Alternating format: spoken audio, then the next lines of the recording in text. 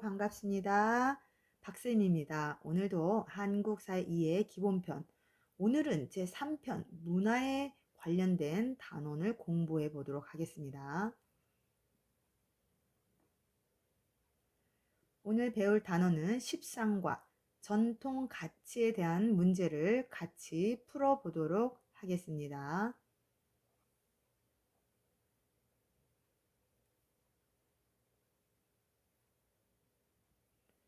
1번, 한국에서 웃어른을 대하는 올바른 예절이 아닌 것은, 이렇게 항상 표시하는 거 잊지 마세요.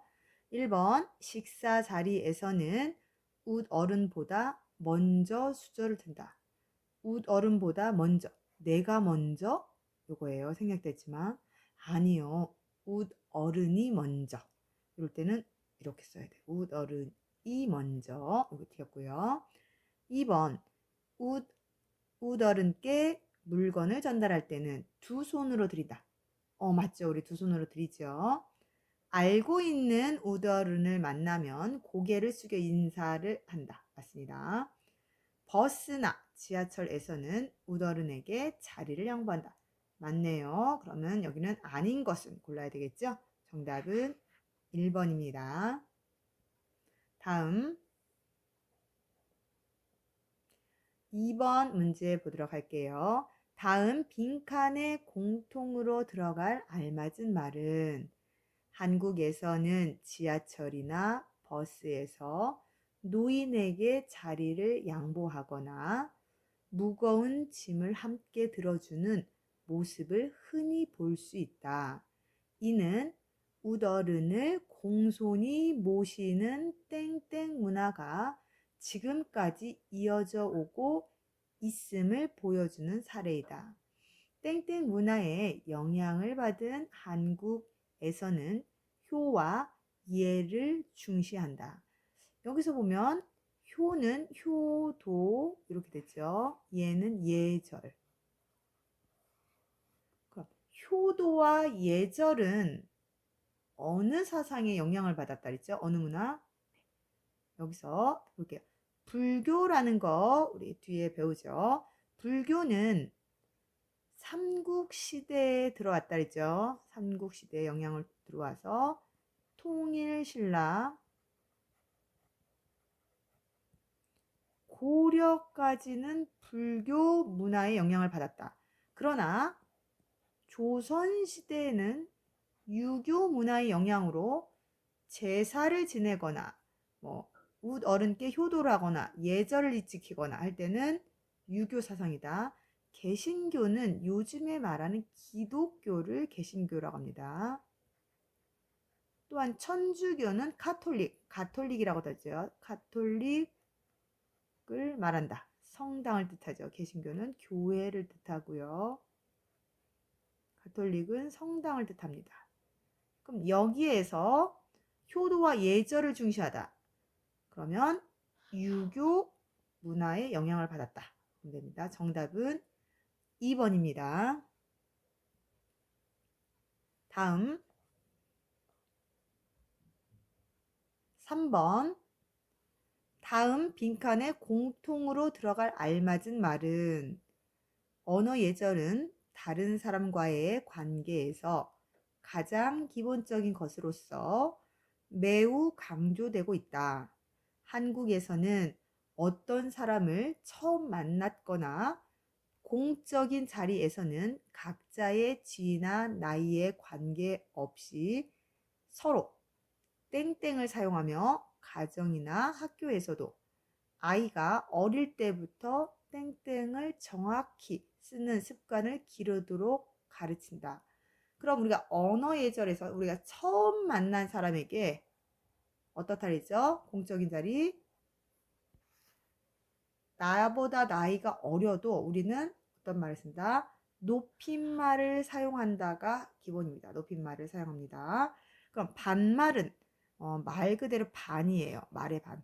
그러니까 가요라는 글자에서 이렇게 요 빼면 가 반말입니다. 친구지간에 사용할 수 있는 말이고요. 예산말 좀 어려운 말이죠.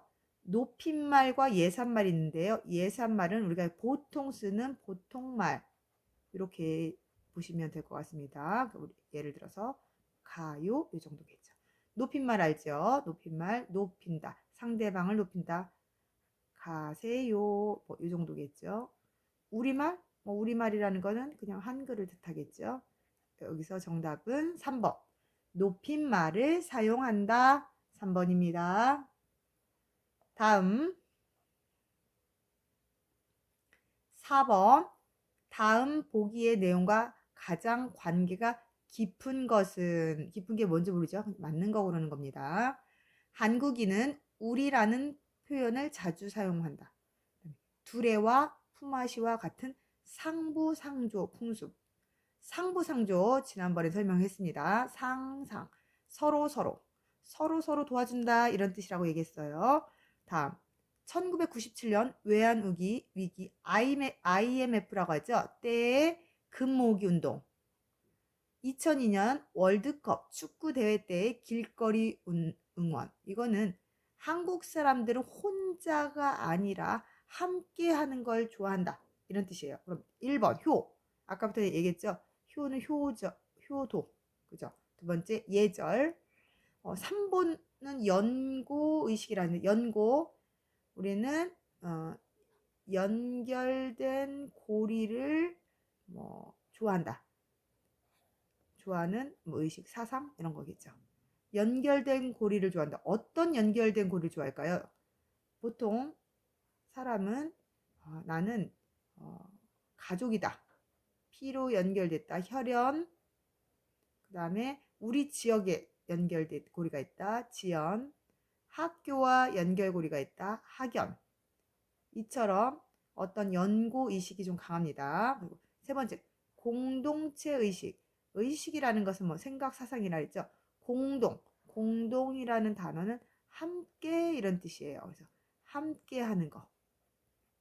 그러면 여기 보면 우리 서로 도와주고요. 함께 힘을 모았다. 여기서 맞는 것은 공동체 의식이라고 합니다. 정답은 4번입니다.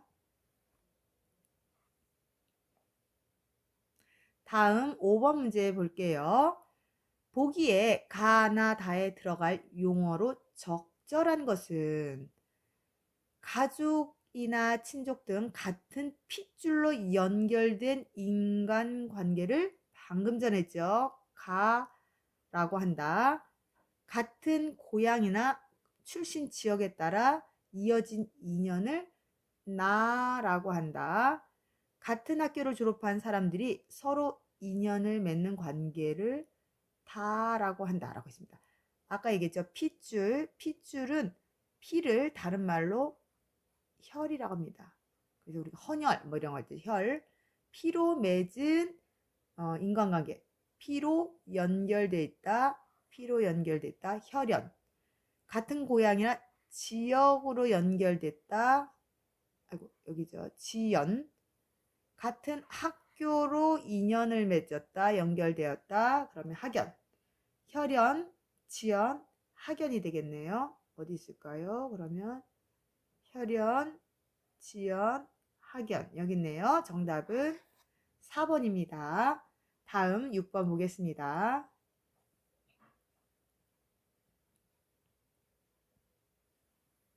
같은 학교를 졸업한 사람들이 모여 만든 조직의 이름은 같은 학교를 나왔다. 좀 어렵죠? 들어보긴 했죠, 우리 친구들.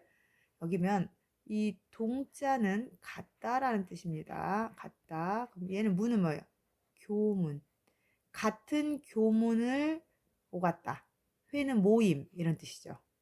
이게 바로 같은 학교를 졸업하는 사람. 나이가 똑같지 않아도요. 같은 그 교문을 오갔다. 이걸 바로 동문회라고 합니다. 그래서 정답은 1번이에요. 그럼 2번, 3번, 4번은 무슨 뜻인지 좀 알아볼까요? 향이라고 하는 것은 우리가 이렇게 보시면 돼요. 고향, 우는 친구란 뜻이에요. 고향의 친구들이 모이는 모임, 모임이라 그랬죠. 회는 모이다, 모임이란 뜻입니다. 그럼 기성회, 기성회 처음 들어봤죠? 좀 어려운 말이긴 합니다만 설명할게요. 기성회라는 것은 6.25 전쟁 이후 학교 시설을 복구나 학교 운영을 돕기 위해서 학부모와 후원자들을 중심으로 만든 모임이라고 합니다. 과거에 이런 모임이 있었다. 그냥 이 정도만 알아두시고요. 우리가 잘 몰라도 되는 모임입니다. 다음 4번 친목. 친목은 뭐죠? 친하게 지내는 목적으로 만든 모임. 친하게 지내기 위해서 친목회.